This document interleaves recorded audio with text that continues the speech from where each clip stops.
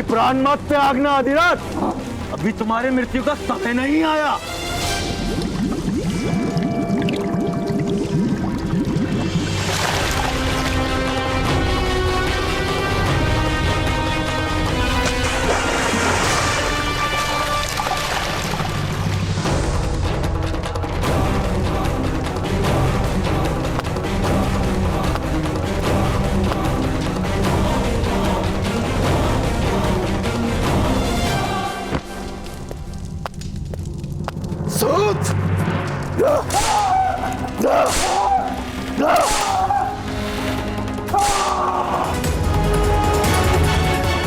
बड़ा प्रतापी है तुम्हारा पुत्र, दिव्य है वो।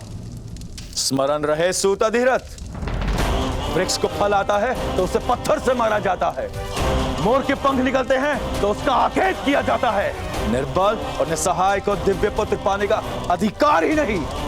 तुम्हारे मृतदेह पर पड़े हर गांव उसको स्मरण कराएंगे कि ग्राम रक्षक बदंजे का अपमान करने का क्या फल मिलता है।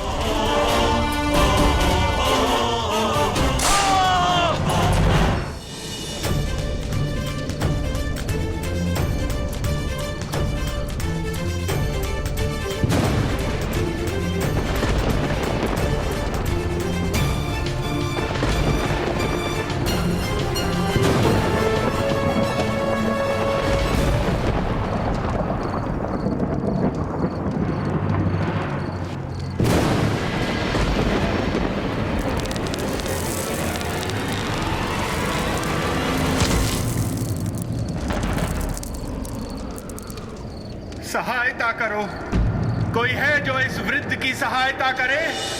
लगता है किसी को सहायता की आवश्यकता है। केवल माया है बालक, चलो। हे ईश्वर, इस पीड़ा से मुक्ति दे। मदद करो।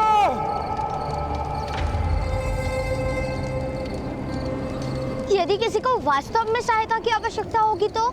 इस समय मेरी बहन को सहायता की विशेष आवश्यकता है बालक, और मेरे पास समय नहीं किसी की याचनाओं को उत्तर देने का। चलो।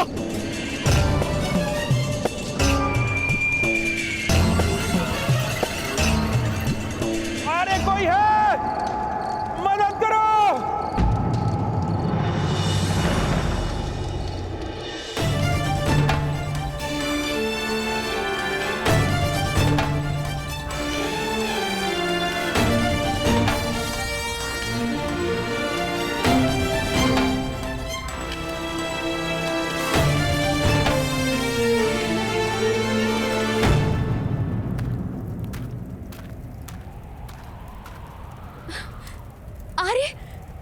अरे महामुनि पधारे हैं। महामुनि नहीं आएंगे गांधार कुमारी। तुम्हारी मातृत्व का सूर्य उदय होने से पहले ही अस्त हो चुका है। असंभव, ऐसा नहीं हो सकता। महादेव का वरदान विफल नहीं हो सकता। अरे महादेव का वरदान विफल नहीं हुआ गांधारी, तुम्हारा जन्म विफल हुआ है। सिन्ही का दूध केवल स्वर्ण के पात्र में ही टिक सकता है। वरदान को धारण करने की पात्रता नहीं तुम्हारी, और इसीलिए अब हस्तिनापुर की महारानी बने रहने योग्य नहीं हो तुम।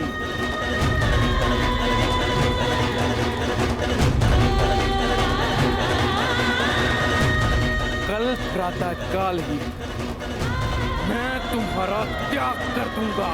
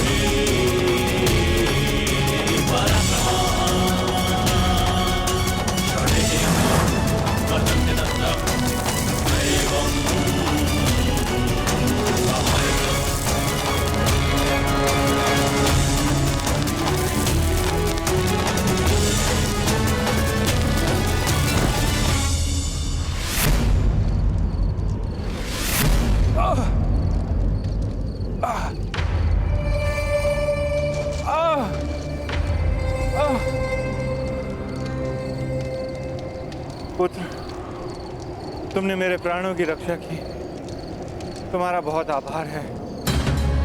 आप इस घाव पर वस्त्र बांध लीजिएगा सज्जन, मुझे जाना होगा।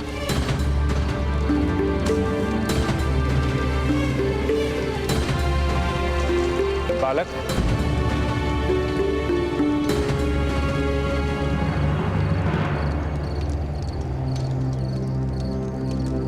इस भयानक स्थान पर तुम क्या कर रहे हो?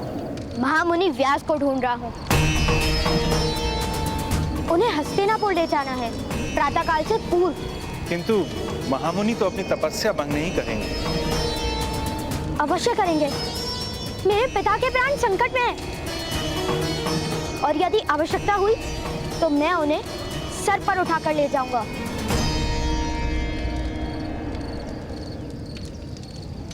तुम्हारा आत्मविश्वास प्रशंसा योग्य है पुत्र, किंतु बल की भी एक मर्यादा होती है। मैंने इस वृक्ष को भी उठाया था ना? वृक्ष प्रतिकार नहीं करता, वृक्ष का अपना कोई संकल्प नहीं होता। बल से किसी के संकल्प को किस प्रकार विचलित करोगे वत्स? मैं नहीं जानता। तुम्हारा संकल्प था प्रवास का, किंतु मैंने तुम्हें यहाँ बुलाया तो तुम आए। क्यों? क्योंकि आप पीड़ा में थे। केवल इतना ही कारण नहीं था कि तुम मेरे पास आए वत्स। विचार करना इस बात पर।